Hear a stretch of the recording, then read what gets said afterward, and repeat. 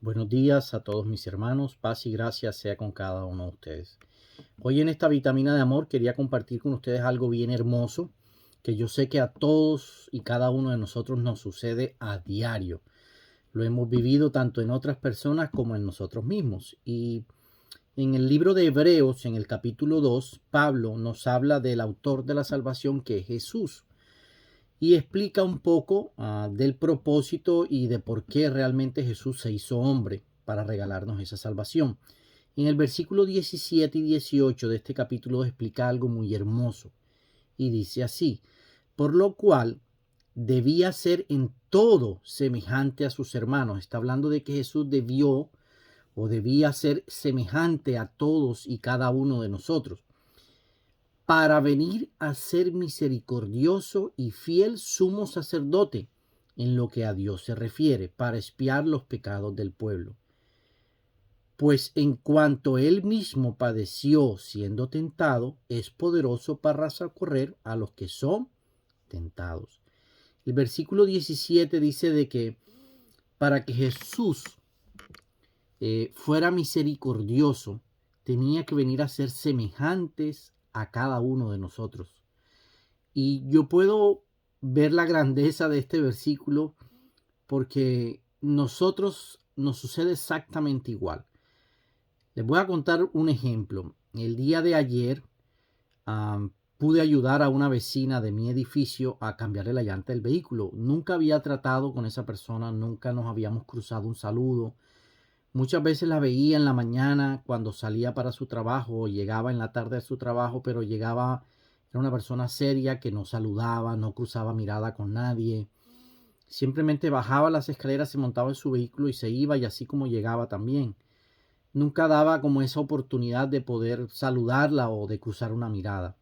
Pero el día de ayer tuve la posibilidad de ayudarla sin cruzar palabras, solamente al final fue un gracias, mostrando su misma forma de ser en ese momento. Hoy Dios me permitió tener por segunda vez la posibilidad de poderla ayudar en su carro con la batería de su vehículo, y sucedió exactamente igual, pero hoy pude cruzar algunas palabras con ella y pude darme cuenta que tenía algunos problemas familiares como tal. Y pienso que esa es la causa por la cual esa persona actuaba de esa forma. De pronto no saludaba, no cruzaba miradas. Posiblemente desde que se levante hasta que se acueste es pensando en los problemas en su familia y tratando de solucionar, o posiblemente discutiendo en su casa. No lo sé. Pero lo que pude percibir es que esa persona tiene problemas en su casa. Y posiblemente muchos de nosotros, incluyéndome a mí, la juzgaba y decía: ¿por qué esa persona es así? No saluda, no cruza una mirada. Am, y posiblemente podemos llegar a juzgarla, decir que es una persona creída, es una persona, no sé, pueden sacar muchas conclusiones a través de ese comportamiento de esa persona. Y pude tener la posibilidad de ayudarla 2 días y darme cuenta de que no entendemos muchas veces a las personas hasta que nos ponemos en el zapato, hasta que podemos conversar con ellas, hasta que podemos entender por qué obran de esa forma. Y cuando ya uno entiende por qué obra de esa forma, entonces uno puede ver a la persona con ojos diferentes, puede entenderla y comprenderla. Y eso fue lo que hizo Jesús. Jesús dice que para poder llegar a ser misericordiosos con nosotros, para venir a ser misericordiosos, tuvo que hacerse semejante a nosotros. Tuvo que entendernos en nuestras debilidades, en nuestras flaquezas, en todo lo que nosotros somos como seres humanos.